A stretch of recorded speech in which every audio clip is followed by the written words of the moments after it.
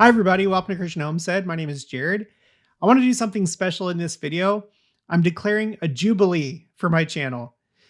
Maybe because this year is a Joseph Smith Jubilee. I don't know if you've seen my other videos where we've talked about this, but in the 7th year of the church, he declared a Jubilee, and it coincided with the dedication of the Kirtland Temple. And then 7 years later, he did another one. And as far as I know, it didn't continue. But if it had, right now we would be in one of those Jubilee years. And one thing that I want to do is forgive old debts and release people out of my YouTube prison, people that I have blocked, because I believe in second chances.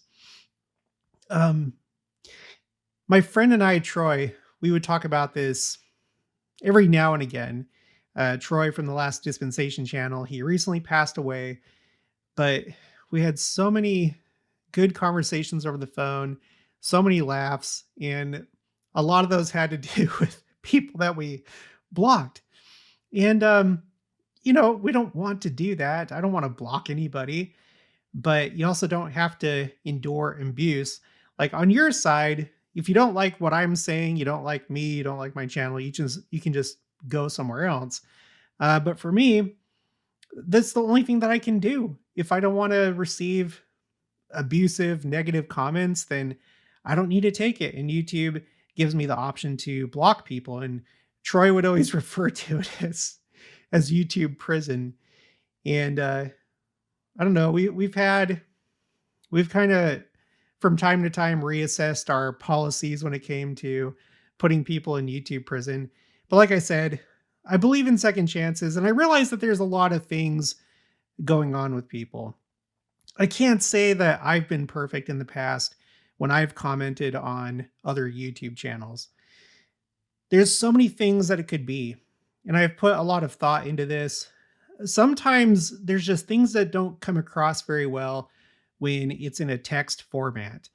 That's a pretty well-known thing. When you're texting other people on your phone, because there's no body language, there's no tone of voice, you can't see facial expressions, whatever's being communicated to you may be perfectly benign, but without that additional information, it may come across really harsh.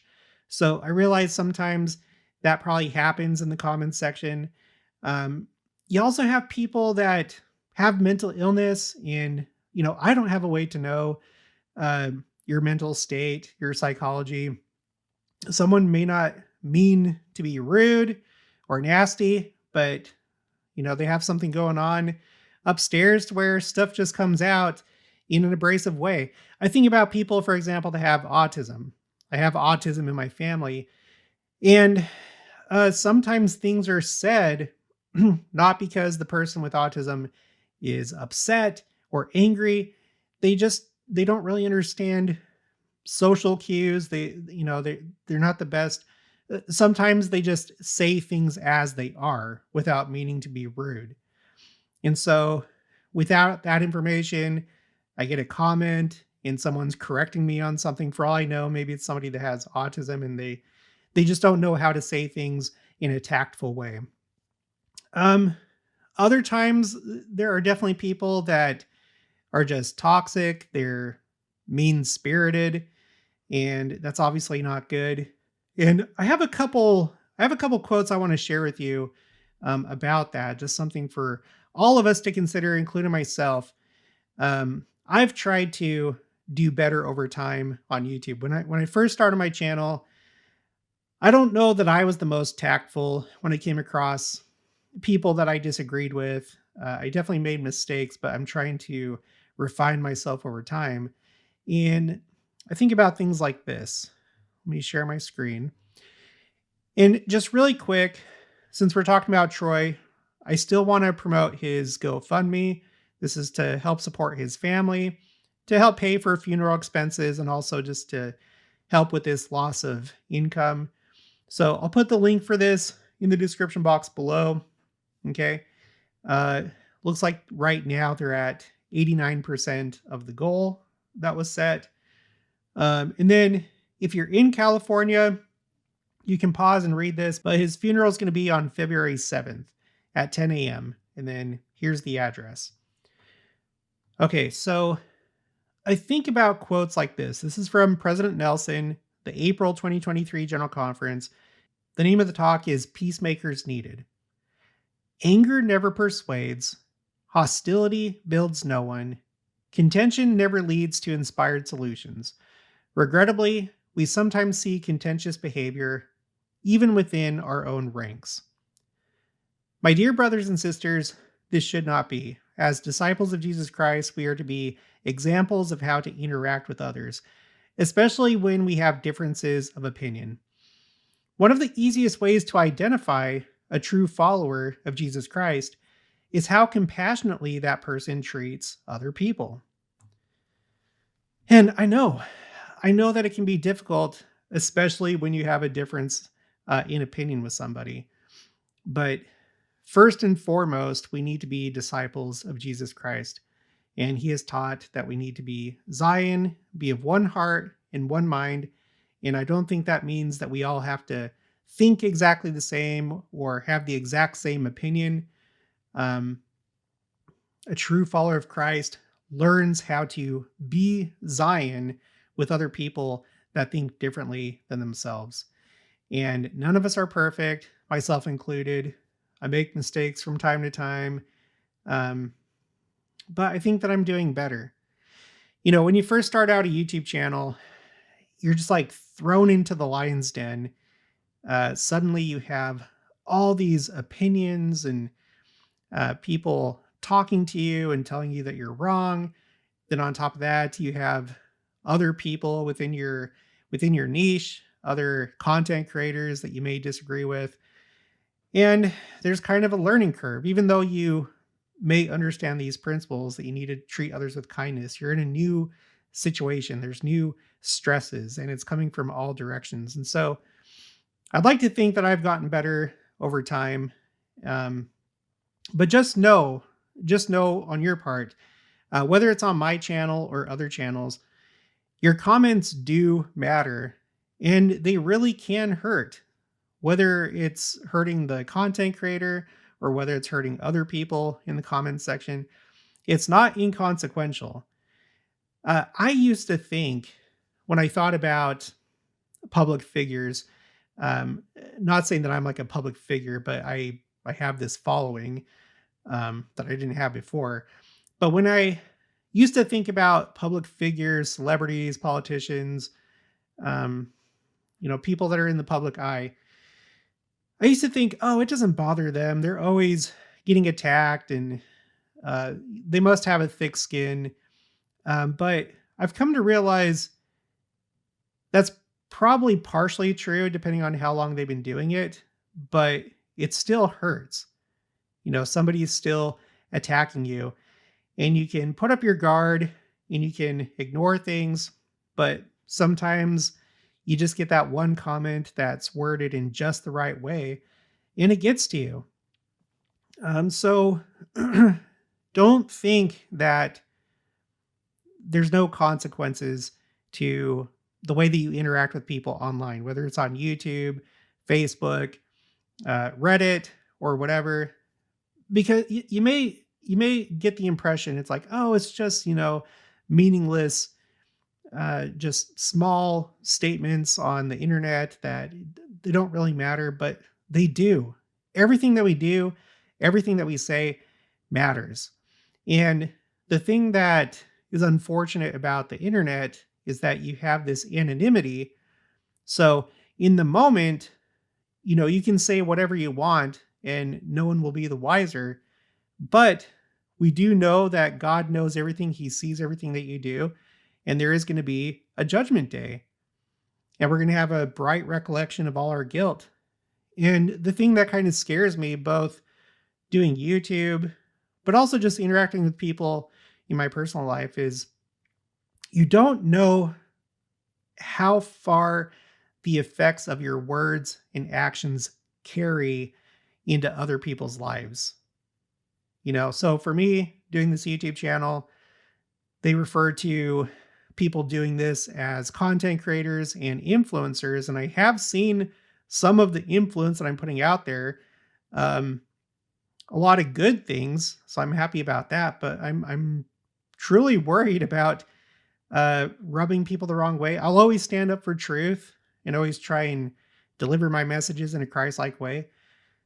But it horrifies me to think that something that I say could affect somebody in a negative way. I don't want to make anybody's life worse.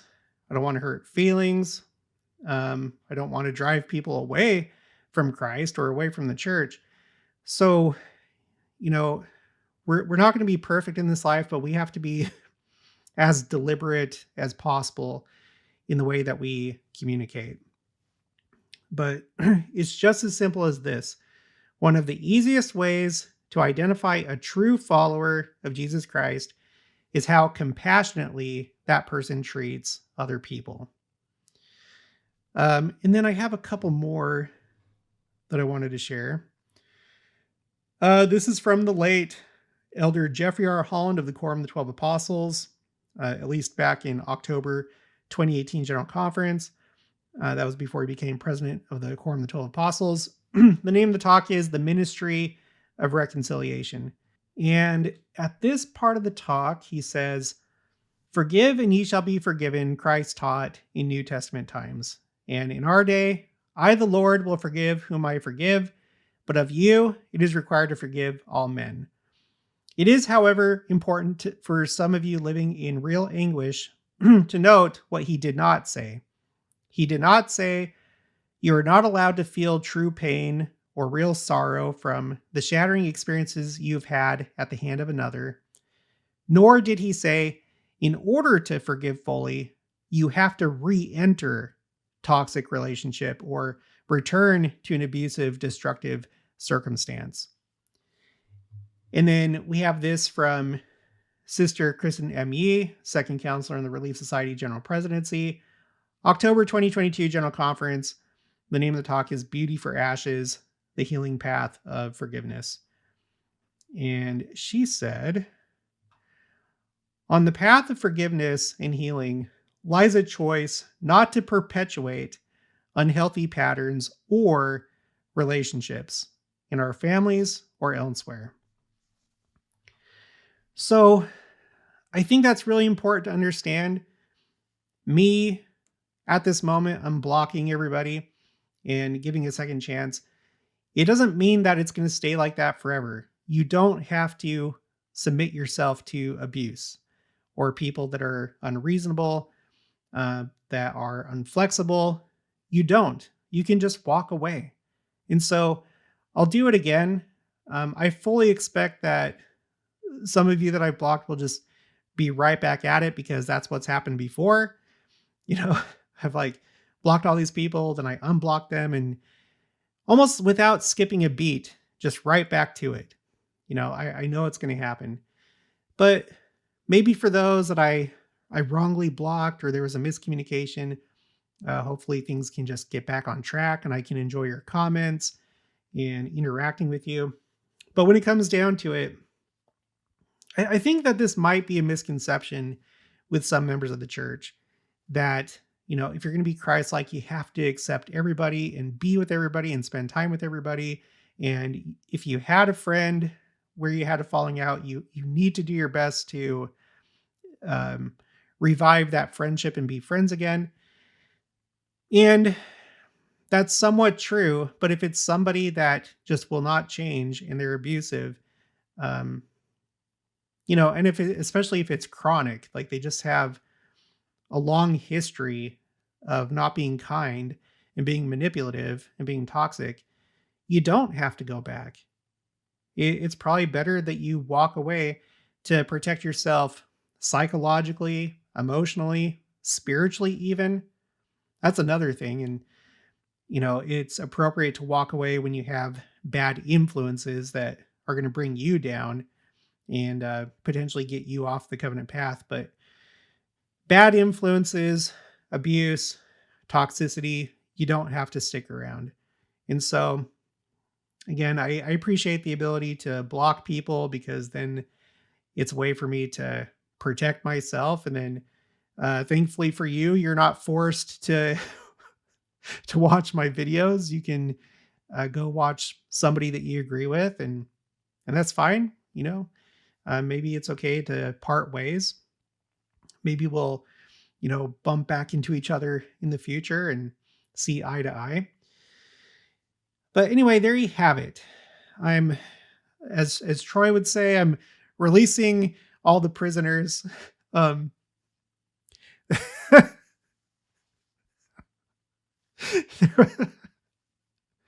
there's another thing that he said a couple times where it's like, on